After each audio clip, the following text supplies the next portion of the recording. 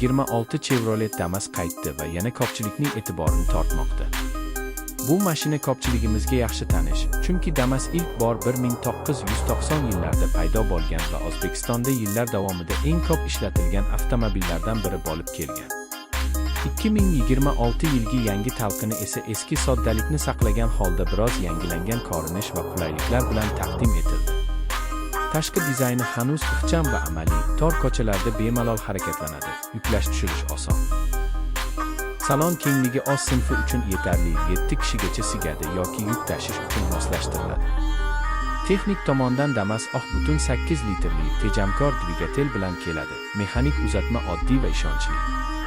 Tezlikdan ko'ra foyda va tejamkorlikka urg'u berilgan, shahar ichida ishlash uchun juda qulay. Boshqa kichik vanlar yoki minivanlar bilan solishtirilganda, uning eng katta ustunligi arzon narx va arzon xizmat ko'rsatishidir. 2026 Damas kichik biznes egalari, katta oila yoki kundalik ish uchun sodda, ishonchli va hamyonbop avtomobil izlayotganlar uchun juda mos tanlov bo'lib qolmoqda.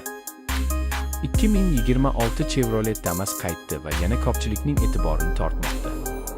Bu mashina ko'pchiligimizga yaxshi tanish, chunki Damas ilk bor 1990 yillarda paydo bo'lgan va O'zbekistonda yillar davomida eng ko'p ishlatilgan avtomobillardan biri bo'lib kelgan. 2026 yilgi yangi talqini esa eski soddalikni saqlagan holda biroz yangilangan ko'rinish va qulayliklar bilan taqdim etildi. Tashqi dizayni hanuz ixcham va amaliy, tor ko'chalarda bemalol harakatlanadi, yuklash tushirish oson.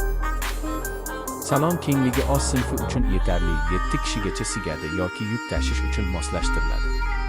Texnik tomondan Damas butun 8 litrli tejamkor dvigatel bilan keladi. Mexanik uzatma oddiy va ishonchli.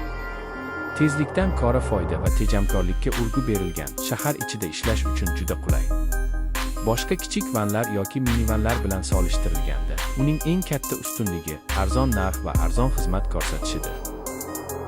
2026 Damas kichik biznes egalari, katta oila yoki kundalik ish uchun sodda, ishonchli va hamyonbop avtomobil izlayotganlar uchun juda mos tanlov bo'lib qolmoqda.